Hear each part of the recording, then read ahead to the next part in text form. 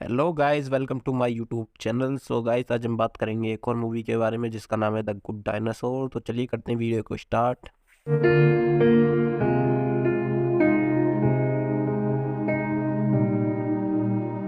तो कहानी की शुरुआत होती है 65 मिलियन साल पहले। धरती से एक उल्कापिंड टकराया था जिसकी वजह से धरती से सारे डायनासोर हमेशा के लिए खत्म हो गए थे। लेकिन इस कहानी में दिखाया गया है कि उस वक्त धरती से उल्कापिंड नहीं टकराया था, जिस वजह से धरती पर डायनासोर का खात्मा तो नहीं हुआ।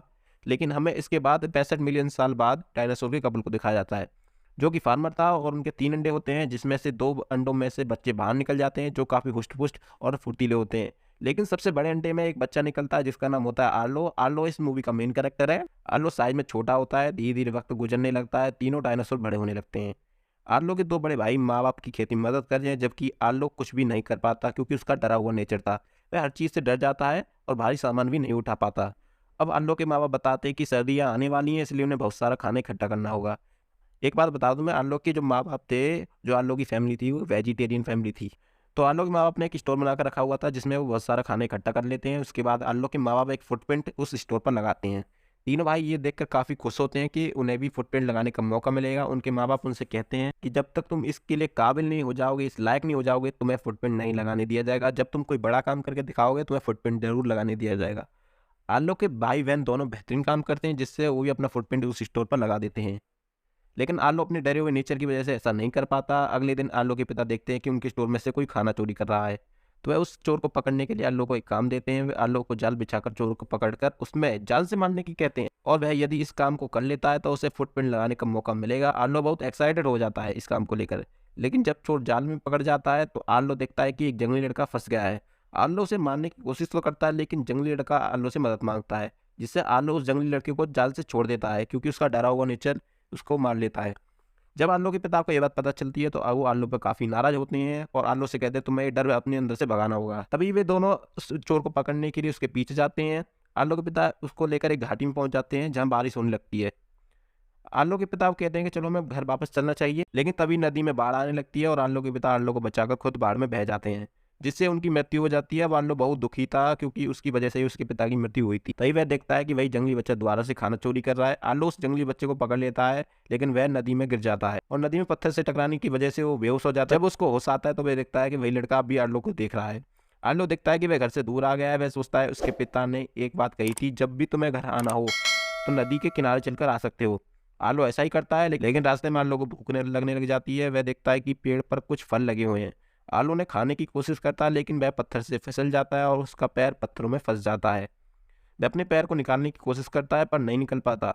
थक हार कर आर्लो वहीं रात में सोने का फैसला करता है। इसी बीच आर्लो जब सुबह उठकर अब देखता है तो उसका पैर निकला हुआ था, क्योंकि उस पैर के नीचे किसी ने गड्ढा कर दिया था, और वहीं पर उस बच्चे के छोटे छोटे पैर दिखाई देते हैं। आर्लो समझ जाता है कि यह काम उसी जंगली बच्चे ने किया है। अब जंगली बच्चा उसके सामने आता है और उससे कुछ खाने की चीजें लाता है, जैसे वो नॉन वेज में कुछ जानवरों को मार कर ले आता है। लेकिन आर्लो तो होता है शाकाहारी। लेकिन फिर बालक दोबारा जाता है और उसके लिए वही फल लाता है, और आर्लो उन फल को बहुत बेहतरीन तरीके से खाता है। और अब जंगली बच्चा आर्लो को फल के पेड़ के पास ले जाता है, लेकिन उस पेड़ पर एक सांप होता है जिससे जंगली बच्चा उसे भगा देता है। अब आर्लो और जंगली बच्चे की दोस्ती हो जाती है, दोनों अपने घर की तरफ बढ़ने लगते हैं। लेकिन अब रात हो जाती है। आर्लो रात में अपनी फैमिली के बारे में बताता है। वो 5 लकड़ी को खड़ा करता है, जिसमें से वह सबसे बड़ी लकड़ी को गिराकर अपने पिता को बताता है कि वो इस दुनिया में नहीं रहे, उसकी वजह से उनके पिता की मृत्यु हुई है। अब जंगली बच्चा भी अपनी फैमिली को बताता है। वो 3 लकड़ियों को इकट्ठा करता है, उन्हें खड़ा करता है, जिसमें से वो 2 लकड़ी को गिरा देता है। आर्लो समझ जाता है कि उस बच्चे की भी फैमिली नहीं है इस दुनिया में। अब वे दोनों रात में वहीं सो जाते हैं। अगले दिन वे लोग चलने लगते हैं, लेकिन रास्ते में तूफान आ जाता है, जिससे आर्लो डर कर भागने लगता है क्योंकि वो डरपोक आदमी था, और वो नदी से दूर आ जाता है। रास्ते में उन्हें उड़ने वाले डायनासोर मिलते हैं। वो बाढ़ में मरे हुए जानवरों को खाते थे। वो आर्लो से उस जंगली बच्चे के बारे में पूछते हैं।